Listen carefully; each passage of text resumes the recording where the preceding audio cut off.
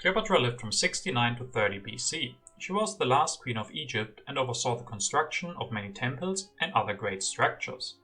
In the game she gets +1 rock for building civil buildings, upgrading them, and for the construction of wonders. This means you want to get an HA wonder as soon as possible, to really start using her rocks every single turn. Cleopatra also allows you to go for turn 1 philosophy. This can really jumpstart your science protection a little bit early. She also gets to keep her extra rock after replacing her, so combined with a correct leader like Leonardo da Vinci, you get to do a very powerful turn. Her weakness is that she just has the one ability, so if you don't use her extra rocks every turn, she's not doing anything. If you miss out on an HA wonder, you're gonna have a bad time. Sun Tzu lived from 544 to 496 BC. He was a military general and writer, most famous for writing The Art of War. He has a lot of different abilities, starting with +1 strength. He also gets to draw 2 extra cards at the end of each turn. Also, he doesn't have to share his tactics with his opponents. And when you replace him, your tactic gets upgraded by +1 strength permanently. The best tactics to upgrade are definitely the medieval army and the fighting band. If you want to fulfill them more often, Jan Žižka is your leader of choice. But also you can draw more different cards like colonies, strength events, or any other event to help you control the event stack. A weak spot is definitely when someone else takes away Žižka after you've already upgraded a tactic. Also, it can be hard to transition from a tactic to a better one later on. And while rare, it can happen that you just don't draw an H1 tactic in time. Ashoka lived from 304 to 232 BC. He was an Indian emperor who, after a horrific war, became a Buddhist. The game focuses more on his peaceful side, because if you have 2 different colored cards in your hand, you get +1 rock production. If you have 3 different colored cards in your hand, you even get +1 rock and +1 food production. This synergizes really well with extra civil actions, like the pyramids or the code of laws, because you can grab more cards and spend the rocks and food you've gained. Once you've set this up, you can keep Ashoka for a long time, well into H1. After that, you should try to find a leader like Eleanor or Columbus to transition into H2. There, you should try to then get an early H2 leader that works really well for you.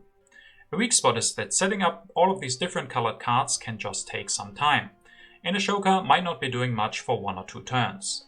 If you run into too many development cards, you might have corruption as well. Hippocrates lived from 460 to 370 BC. He was a Greek physician known as the father of medicine. In the game, he provides medicine to your yellow bank, because if you keep him for 1 turn, you get to set aside a yellow cube that you regain at the end of H1.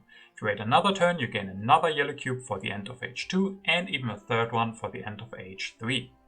This provides a lot of synergies to your yellow bank. If you get all of these yellow cubes together, you will be avoiding uprisings, food consumption, and decrease the cost of raising your population. After getting these 3 yellow cubes, you can replace them with an early H1 leader. A weak spot is that Hippocrates doesn't give you any benefit during H1. Also, if you don't replace him early enough, you will be sitting on no leader that is providing you with anything.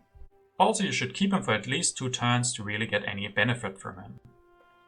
Confucius lived from 551 to 479 BC. He was a philosopher and politician and is known as the paragon of Chinese sages. In the game, whenever he pushes an event into the event stack, he will gain +1 science. On top of that, you can use any H1 military card to push into the event stack. When one of these is later on revealed, all players will gain 1 science. Lastly, when Confucius is replaced, you will gain an extra science.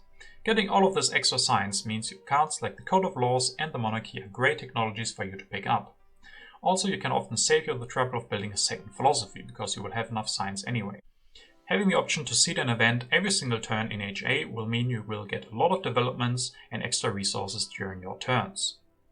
On the other hand, having to seed every single turn to get the extra science from Confucius can mean you run into military cards, especially if your opponent has a military leader like Caesar. Lastly, a problem can arise if you have too much science and the Dark Ages comes out.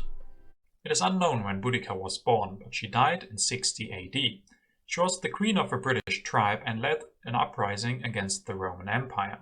In the game, if you are one of the 2 weakest civilizations, Boudica will give you 2 extra rocks to upgrade and build new military units. If you are one of the 2 strongest, on the other hand, you get to choose if you want to get an extra science, an extra rock, or extra food. Usually you want to have the option to choose, so a wonder that can give you a little bit of strength can really help you with that. If you want to use the extra rocks, on the other hand, you need a lot of happy faces and food.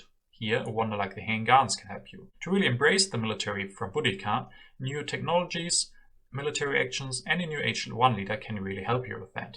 The weak spot is that if you are one of the 2 weakest civilizations and don't have the necessary yellow bank to build new military units, you might not get anything from Boudica for a couple of turns. Another problem can arise if there is a development of warfare, because your opponents will get the free unit, but you might not have the population for it.